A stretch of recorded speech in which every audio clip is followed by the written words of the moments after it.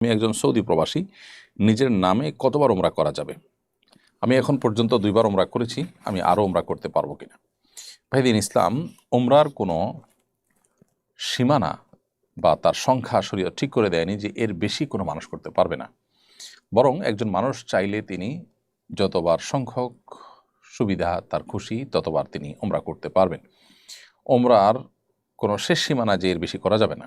তবে ওমরার সংখ্যা বৃদ্ধি করার চাইতে কোয়ালিটি বৃদ্ধি করাটার দিকে আমাদের বেশি মনোযোগ থাকা উচিত। যদি আপনি কোয়ালিটি ঠিক রেখে প্রতি সপ্তাহে ওমরা করতে পারেন, আলহামদুলিল্লাহ, সেটা অবশ্যই খারাপ কোনো বিষয় নয়। তবে একটি সফরে গিয়ে বারবার ঘুরে ঘুরে ওমরা করলে ওমরার কোয়ালিটিও থাকে না, আর এটা সালাফ বা পূর্বসূরীদের সুন্নাহ নয়। সেই জন্য আপনি জীবনে বারবার বিভিন্ন শহর থেকে এসে, আপনি জেদ্দায় আছেন, মদিনায় আছেন বা সৌদি আরবের কোনো শহরে আছেন, বারবার আপনার আসার সুযোগ আছে, আলহামদুলিল্লাহ, এসে আপনি ওমরা করেন। ওমরার কোয়ালিটি যেন নষ্ট না হয়, বারবার করার কারণে ওমরার প্রতি যেন অনাগ্রহ বা ভক্তি যাতে কমে না যায় সেদিকটা খেয়াল রাখবেন। বাকি আপনি যতবার খুশি ওমরা করতে পারবেন। সম্প্রতি একজন রাজনীতিবিদ বলেছেন, আমি আল্লাহর কাছে কখনো ক্ষমা চাই না, কারণ আমার কোনো পাপ নাই। এ ধরনের কথা বলা কতটুকু সমীচীন? খুবই গর্হিত কাজ এবং জঘন্য কথা এটি। আল্লাহ রাব্বুল আলামিনের শান এবং নিজের অবস্থান সম্পর্কে না জানার কারণে এই ধরনের কথা কেউ বলে থাকতে পারেন। আমাদের প্রিয় নবী সাল্লাল্লাহু আলাইহি সাল্লাম বলেছেন, তিনি দিনে ৭০ বারের অধিক আল্লাহ সুবহানাহু ওয়া তাআলার কাছে ইস্তেগফার করেন, ক্ষমা প্রার্থনা করেন। নবী করিম সাল্লাল্লাহু আলাইহি ওয়াসাল্লাম সেই ব্যক্তি, প্রথমত তার দ্বারা কোনো কবিরা গুনাহ হয়নি। ইচ্ছাকৃত আল্লাহ তাআলা সকল প্রকার কবিরা গুনাহ থেকে, সকল প্রকার গুনাহ থেকে আল্লাহ তাকে বাঁচিয়ে রেখেছেন। এবং সেই সাথে আল্লাহ সুবহানাহু ওয়া তাআলা তাকে বলেছেন সূরা ফাতিহার মধ্যে, ইন্না ফাতাহনা লাকা ফাতহাম মুবিনা লিয়াগফির লাকা আল্লাহু মা তাকাদ্দামা মিন যামবিকা ওয়া মা তাআখার। আপনার পূর্বের এবং পরের, অর্থাৎ পরবর্তী জীবনে, যেটা আপনার আশির নবী সাল্লাল্লাহু আলাইহি ওয়াসাল্লামের জীবদ্দশা বলেছেন আল্লাহ তাআলা, যে আপনার ইতিপূর্বে যে জীবনটা পার করেছেন, সামনে যে জীবনটা আপনার অবশিষ্ট আছে, এই উভয় জীবনে যত ভুল ভ্রান্তি হবে সবগুলো আল্লাহ সুবহানাহু ওয়া তাআলা আপনার জন্য মাফ করার জন্যই আপনাকে আল্লাহ তাআলা সুস্পষ্ট বিজয় দিয়েছেন, অর্থাৎ আল্লাহ সুবহানাহু ওয়া তাআলার পক্ষ থেকে সেগুলো মাফ। এরপরও তিনি ৭০-এর অধিকবার দিনে ইস্তেগফার করতেন, আল্লাহ সুবহানাহু ওয়া তাআলার কাছে ক্ষমা প্রার্থনা করতেন। তো নবী করিম সাল্লাল্লাহু আলাইহি ওয়াসাল্লাম নবী হওয়ার পরও নবীরা নিষ্পাপ, সেই নিষ্পাপত্বের জায়গা থেকেও তিনি আল্লাহ সুবহানাহু ওয়া তাআলার কাছে ৭০ অধিকবার যদি ইস্তেগফার করে থাকেন, তো আমরা কে? দ্বিতীয়ত হলো, যিনি মনে করেন যে নিজেকে তিনি নিষ্পাপ বা তার কোনো পাপ নাই, এই কথা বলাটাই ইটসেলফ একটা পাপ। কারণ মানুষ ভুলের ঊর্ধ্বে কোনোদিনই হতে পারে না। আল্লাহ রাব্বুল আলামিনের যে নেয়ামতগুলো দিয়েছেন, যে নেয়ামতগুলো আমরা ভোগ করছি, এই নেয়ামতের কৃতজ্ঞতা আদায় করার শক্তি সামর্থ্য কি আমাদের পরিপূর্ণ আছে? আল্লাহ সুবহানাহু ওয়া তাআলা যে নেয়ামতগুলোর মধ্যে আমাদেরকে নিমজ্জিত রেখেছেন, সেগুলোর শুকরিয়া আদায় করতে না পারাটাও একটা পাপ। এই জন্য বান্দা সবসময় আল্লাহ সুবহানাহু ওয়া তাআলার কাছে ক্ষমা প্রার্থনা করবে।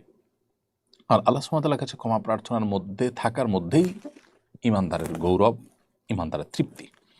অতএব এই ধরনের উক্তি মূর্খতা সুলভ উক্তি, এগুলো অহমিকা সুলভ উক্তি। আমরা আশা করব যে তিনি বোঝার চেষ্টা করবেন। আমাদের অজ্ঞাত স্বরে কত ভুল ভ্রান্তি হয়ে যায়। কোনো দিকে দেখা দরকার ছিল, আমি দেখিনি। কোনো দিকে দেখাটা উচিত হয়নি, অথচ আমি দেখে ফেলেছি। কোনো জায়গায় কোনো শব্দ চয়ন না করে আরেকটা শব্দ চয়ন করা উচিত ছিল, অথচ আমি ভিন্ন শব্দ চয়ন করে ফেলেছি। এ ধরনের কথা প্রতি মুহূর্তে আমাদের জীবনে আমরা দেখতে পাবো। এ ধরনের বিষয় আছে যেগুলো আমরা প্রতি মুহূর্তে খুঁজলেই পাবো হাতের কাছে। তার কোনো পাপ হয় না, এ কথা বলাটা হলো পাপ সম্পর্কে তার ধারণা না থাকার কারণে। এরপর প্রশ্ন হলো, এমডি হাসিব, আপনি লিখেছেন আমাদের ইউটিউব চ্যানেলে, আমি নতুন বিয়ে করতে চাচ্ছি, সেক্ষেত্রে কোনো বই আছে কিনা যে বই পড়ে ইসলাম অনুসারে দাম্পত্য জীবন যেন কোরআন সুন্নাহ মোতাবেক গড়তে পারি? দাম্পত্য জীবনকে কোরআন এবং সুন্নাহর আলোকে পরিচালিত করবার জন্য নবী সাল্লাল্লাহু আলাইহি সাল্লামের যে সাংসারিক জীবন ছিল, তার যে তার যে তার যে দাম্পত্য জীবন ছিল, সেগুলো আমরা দেখতে পারি। এবং নবী করিম সাল্লাল্লাহু আলাইহি সাল্লামের সেই জীবনকে জানার জন্য তার সিরাতের যে বই আছে, সেগুলোর পাশাপাশি আলাদা করে আপনি শেখ মোহাম্মদ সালেহ আল মুনাজ্জিদ হাফিজাহুল্লাহর নবীজির সংসার নামে একটি বই আছে। এই বইটি মাকতাবাতুল আসলাফ থেকে প্রকাশিত হয়েছে, আরও কোনো প্রকাশনে প্রকাশ করে থাকতে পারে।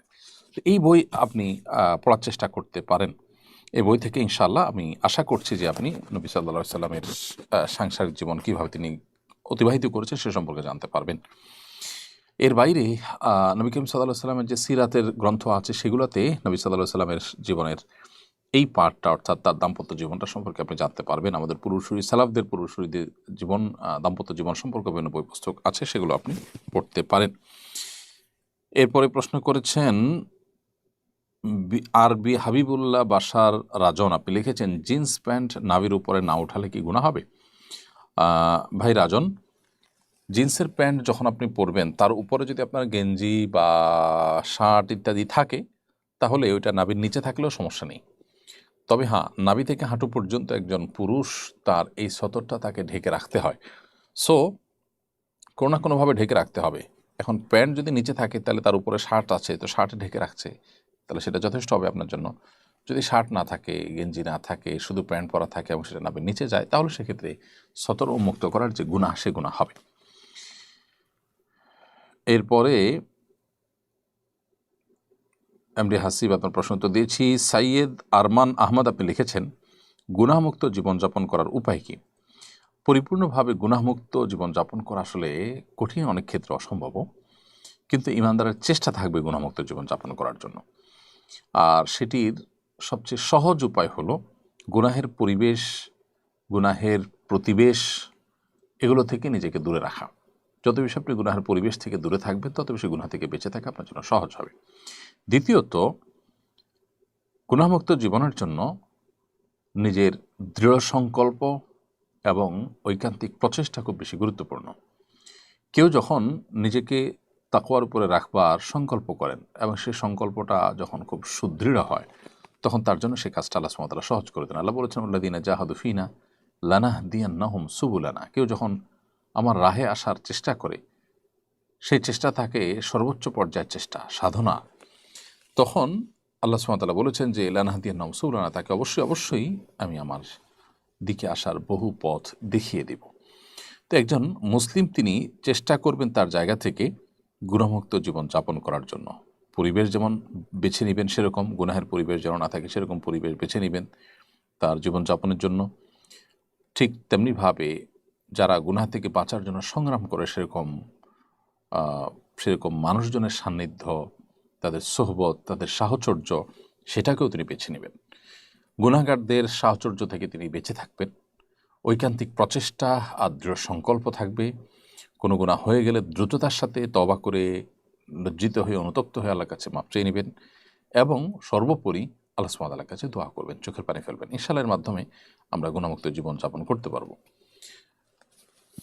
এরপরে প্রশ্ন হলো তাবলীগের দুই গ্রুপের মধ্যে দ্বন্দ্ব রয়েছে, দায়ীদের দুই গ্রুপ মুখোমুখি অবস্থা, সাধারণ মানুষ হিসেবে আমাদের করণীয় কি? এটি আমাদের জন্য দুর্ভাগ্যের বিষয় যে দাওয়াত ও তাবলীগের মধ্যে আমরা তাবলীগ জামাতের মধ্যে দুইটা গ্রুপ দেখতে পাচ্ছি এবং দুইটা গ্রুপই স্ব অবস্থানে বেশ অনড়।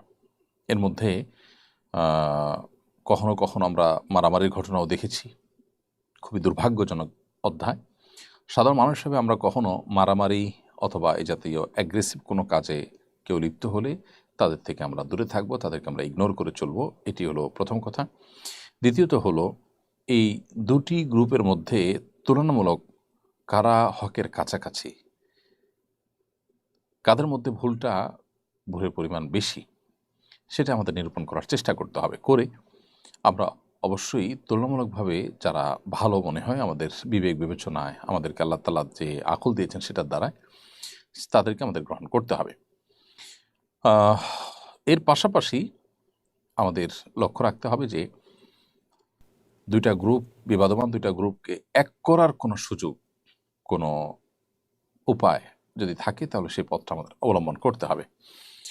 কোন অবস্থাতেই মুসলমানদের মধ্যে বিবাদমান দুটি গ্রুপের মধ্যে আগুন জ্বালানো, তাদের মধ্যে বিবাদকে আরও বাড়িয়ে দেওয়া বা তাদের মধ্যে ঝামেলা বৃদ্ধিতে কোনোভাবে ভূমিকা পালন করা, এগুলো উচিত নয় একজন মুসলমানের জন্য। জান্নাতুল ফেরদৌস আপনি আমাদের ইউটিউব চ্যানেলে লিখেছেন, আমি বিয়ের কাবিননামায় টাকার অঙ্ক না লিখে স্বামীর নাম লিখতে চাচ্ছি, যেন কখনো বিচ্ছেদের সম্ভাবনা তৈরি হলে মহারণা হিসাবে আবার স্বামীকে পাই, এটা জায়েজ কিনা দয়া করে জানাবেন। না বোন জান্নাতুল ফেরদাউস এটা অভিনব আপনার আইডিয়া, কিন্তু এটা সঠিক নয়। বিয়ের কাবিন নামায় আপনার এমন কিছু উল্লেখ করতে হবে যেটা আসলে কোনো একটা বিনিময়যোগ্য বা যেটার কোনো একটা মূল্য বের করা যায়। সো মোহর হিসাবে আপনি স্বামীর লেখাটা ভুল হবে। স্বামী তো আপনি বাই ডিফল্টই পাচ্ছেন, কিন্তু আপনি যে আপনার চিন্তার কথা, যে থিঙ্কিংয়ের কথা বলেছেন, সেটি আবেগের কথা, বাস্তবতার কথা নয়। বাস্তবতার কথা হলো যে মহরের ঘরে আপনার কোনো টাকার অঙ্ক, স্বর্ণগহনা বা এমন কিছু লিখতে হবে যেটা বিনিময়যোগ্য বা যেটা আর কোনো একটা মূল্য বের করা যায়, তাহলে সেক্ষেত্রে সেটা মহর হবে। এর বাইরে আপনি এমন কিছু যদি লেখেন যেটা আসলে মহর হওয়ার উপযুক্ত নয়, তাহলে সেক্ষেত্রে বিবাহ হয়ে যাবে। এ ধরনের কোনো কিছুকে মহর হিসাবে ধার্য করে বিয়ে করলে কিন্তু সেক্ষেত্রে আপনার বংশের আপনার মতো এরকম গুণের মেয়ের যেরকম মহর হয়ে থাকে, সেই মহরের মিছিলটা এখানে বাই ডিফল্ট ফিট হয়ে যাবে। অর্থাৎ ওইরকম মেয়ের যে মহর হয়, যেরকম মহর হয় সেরকম মহর এখানে ফিক্স হয়ে যাবে।